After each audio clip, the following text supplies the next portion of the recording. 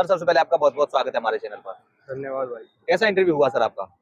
काफी अच्छा हुआ भाई। Last year okay. से तो काफी अच्छा था। अच्छा अच्छा। आप लास्ट ईयर भी दिया था आपने? हाँ, मेरा दूसरा इंटरव्यू था सीएससी का। ओके, और अटेम्प्ट कौन सा है सर? मेरा चौथा अटेम्प्ट है। सर मैंने नाम नहीं पूछा आपका, हालांकि मुझे नाम पूछना चाहिए शुरुआत में। कोई बात नहीं, अपना थोड़ा सा अपने बारे में बताइए सर। मेरा नाम करमवीर नारवाड़ी है जी और मैं झुंझुनू राजस्थान से आता हूँ। जी। मैंने 2019 में एनआईटी कुरुक्षेत्र से इलेक्ट्रिकल इंजीनियर से बीटेक किया है। देन आफ्टर मैं प्रिपेयर कर रहा था। लास्ट ईयर में 2023 में मैं आईआरएम में सिलेक्टेड हूँ। ओके ये मेरा सेकंड मेंस था और चौथा अटेम्प्ट था। सेकंड मेंस था, सेकंड इंटरव्यू था। ओके सर, सेकंड इंटरव्यू है, ऑलरेडी सिलेक्टेड है। इसके लिए आपको कॉन्ग्रेचुलेशंस। और अगर मैं बात करूं आपके मीडियम की, और थोड़ी सी मुझे मीडियम और बताइए आपके, आपका मीडियम कौन सा है? मेरा जीएस का मीडियम हिंदी था और ऑप्शनल मेरा हिंदी साहित्य था। अच्छा, मतलब हिंदी मीडियम है आपका ओवरऑल, जी। ये कहूँगा। ठीक है सर, इंटरव्यू में किस तरह के सवाल पूछे गए आपका, और ये इंटरव्यू पिछली बार के कंपैरिजन कैसा रहा आपकी बार? लास्ट ईयर मेरा थोड़ा आर्टिफिशियल इंटेलिजेंस पे ज़्यादा क्वेश्चन चला था, थोड़ा इकोनॉमिक्स पे भी काफ़ी क्वेश्चन थे। इस बार जैसे जो नॉर्मल लेवल प्रॉब्लम है, शराबबंदी थी, उसमें काफ़ी क्वेश्चन आए। उसके अलावा MRP, best before use, expiry date, मैं रेलवे में हूँ तो रेलवे में क्या काम करना चाहोगे, रेलवे में 3 प्रॉब्लम्स क्या हैं, रेलवे मिनिस्टर बन जाओगे तो आप क्या करोगे? और उसके अलावा कई क्वेश्चंस ऐसे भी थे, एक क्वेश्चन था कि जैसे रेलवे में जो एक्सीडेंट हुआ था, ओडिशा में एक्सीडेंट हुआ था, हाँ। तो अगर आप वहाँ पे होते तो आप क्या करते? क्या आपको लगता है उस केस की कार्रवाई सही हुई? ऐसे क्वेश्चन। अच्छा। ओके, इस सब के अलावा हॉबीज से रिलेटेड कोई सवाल या फिर और कोई रैंडम सवाल? एक मेरा सोशल इश्यू पे क्वेश्चन था, तो मैं राजस्थान से बिलोंग करता हूँ, तो मैम ने केस स्टडी बनाई थी कि if you are DM of Odisha district, then I will give you 3 problem like women issue and other migration, और कि इस पे आप क्या करना चाहोगे? तो कैसी शॉर्ट स्टोरी या कैसे इनका सॉल्यूशन दिखाना चाहोगे? तो ऐसा क्वेश्चन था एक। अच्छा अच्छा। और इस सब के अलावा हॉबीज क्या भरी थी आपने सर, और कितनी हॉबी भरी थी डेफ में? मैंने 3 हॉबी भरी थी। एक तो रीडिंग हिंदी नॉवेल्स था, उसके अलावा सिंगिंग और लिसनिंग राजस्थानी फोक म्यूजिक था, और उसके अलावा एक थी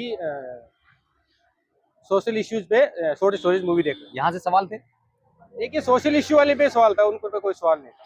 स्ट्रेटजी क्या कहेंगे आप, क्योंकि आप ऑलरेडी सिलेक्टेड हैं, अच्छे से आप गाइड कर पाएंगे, आप मेंस क्लियर कर रहे हैं आप, तो प्रीलिम्स की कोई बढ़िया से बेहतरीन से स्ट्रेटजी बताइए, ताकि बच्चे आपकी तरह यहाँ पर आकर के ऑब्वियसली सिलेक्शन लेकर के जाएं।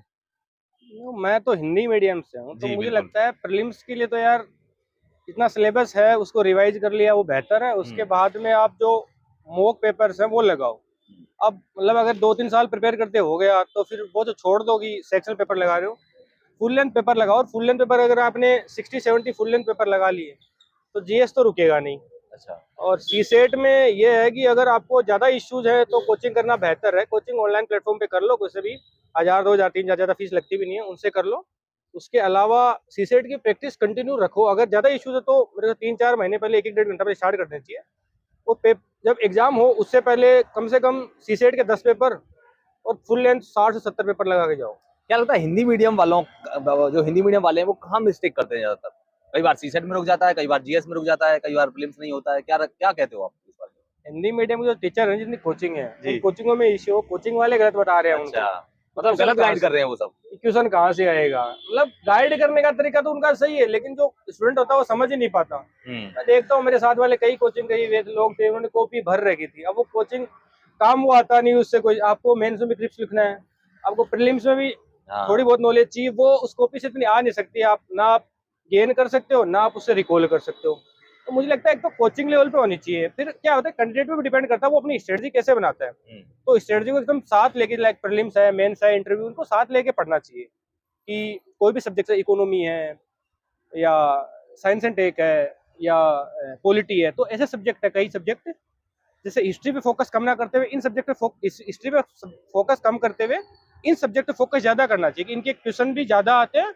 और हिस्ट्री है कि वो मुंह पे पहले उनका कुछ आइडिया नहीं लग रहा कि कौन सा क्वेश्चन आएगा, कौन सा क्वेश्चन नहीं आएगा। अगर तुमने पढ़ लिया तो भी कर पाओगे, नहीं कर पाओगे। तो जो अदर सब्जेक्ट है लाइक इकोनॉमिक्स है, उसमें आपने अगर अच्छे से पढ़ ली, हिंदी मीडियम में सबसे बड़ी दिक्कत इकोनॉमिक्स की आती है।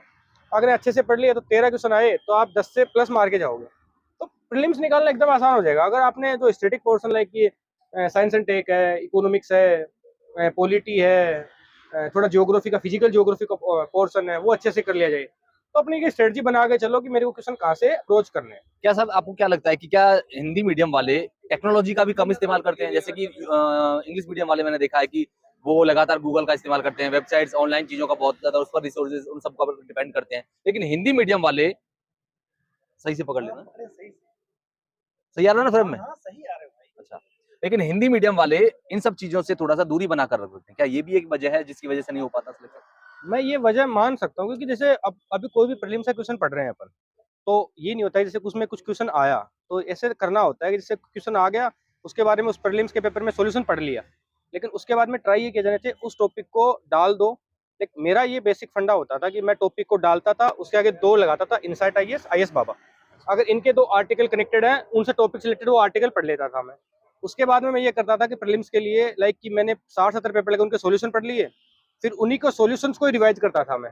मेरा मतलब स्टैटिक पोर्शन एक बार कवर करने के बाद में वो प्रीलिम्स के पेपर थे ना 60-70, वही कंटिन्यू रिवाइज करता रहता था। ऐसे मेरे को कंटिन्यू मतलब जीएस में मेरा स्कोर पहले अटेम्प्ट से ही काफी अच्छा आया है। सर जॉब के साथ क्या आप मैनेज कर पाते थे? आपका शेड्यूल वगैरह क्या रहता था? जॉब तो यार मेरी मतलब इंटरव्यू के टाइम पे ही मतलब वो रहा अच्छा, है मेरा। अभी शुरू हुई है ट्रेनिंग? हाँ, मतलब दिसंबर में स्टार्ट हुई है, दिसंबर में अच्छा, 7-8 दिसंबर रिजल्ट आया था। हाँ। तो उसके बाद इंटरव्यू के दौरान ही जॉब में हूँ मैं, तो थोड़ा बहुत हो जाता अच्छा, है। और प्लान बी क्या जरूरी है? रख लेना चाहिए? बहुत सारे स्टूडेंट्स इस दलदल में जाकर समझते हैं, सोचते हैं कि अब यूपीएससी में मतलब तैयारी शुरू कर दी है तो अब बस आर पार की लड़ाई लड़के तभी हटेंगे। क्या प्लान बी कब से शुरू कर देना चाहिए उनको, कितने अटेम्प्ट के बाद? प्लान बी ऐसा कोई सच वो ऐसा नहीं है कि प्लान बी होना चाहिए, लेकिन अगर अगर 5-6 अटेम्प्ट हो गए आपके और आपका प्रीलिम्स ही नहीं निकल रहा है, या 3-4 मेंस दे दिया आपने, मेंस नहीं क्लियर हो रहा है, तो यार प्लान बी होना चाहिए, क्योंकि यूपीएससी को जिंदगी देना कोई वर्थ इट नहीं है।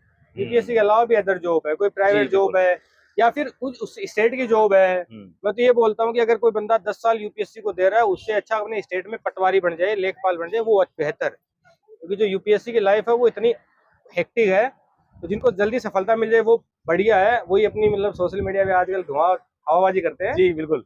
जिनको नहीं मिलती उनसे पूछो, कंडीशंस हाँ, बहुत खराब है खराब। यहाँ की यूपीएससी की। तो अगर जल्दी मिल जाए तो बढ़िया, नहीं प्लान भी होना चाहिए। सर लास्ट में मेरा सवाल आपसे रहेगा कि मैं आंसर राइटिंग की थोड़ी सी अप्रोच और बताइए, फिर इस इंटरव्यू को कंक्लूड करते हैं।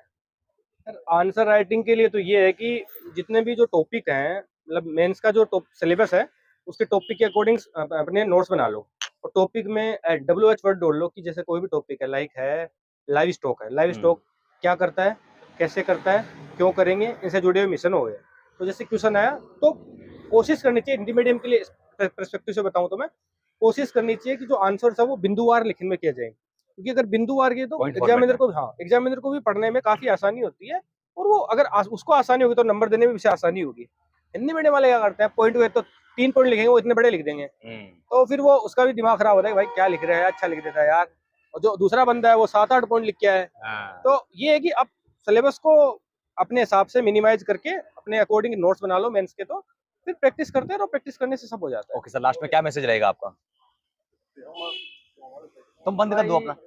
अगर तैयारी कर रहे बस कर रहे हैं हो तो ना इस वजह से। तमीज से तैयारी करो। तैयारी को ना तो टाइम पास की नज़र से देखो, ना घर वालों के लिए इज्जत कमाने से देखो। अगर तैयारी कर रहे हो तो अच्छे से करो और धमके करो, और अगर 4-5 साल तैयारी कर ली, नहीं हो रहा, तो भाई यूपीएससी संन्यास लेना चाहिए। यूपीएससी कोई वो नहीं है, आप कहीं और नौकरी ले पकड़ो, उसके बाद में यूपीएससी में वापस आ जाओ। तो मैं तो यही बोलूँगा कि आदमी को पॉजिटिव रहना चाहिए। अगर नहीं हो रहा आपका तो यूपीएससी आपके लायक नहीं है। मान लो कि यूपीएससी के लायक मैं नहीं हूँ, यूपीएससी मेरे को ले नहीं रही, मैं लायक नहीं हूँ, मेरे को अच्छा डिजर्व करता हूँ। Okay sir, thank you so much. उम्मीद करेंगे आपका इस बार आईएएस पक्का आपका धन्यवाद। रैंक बने।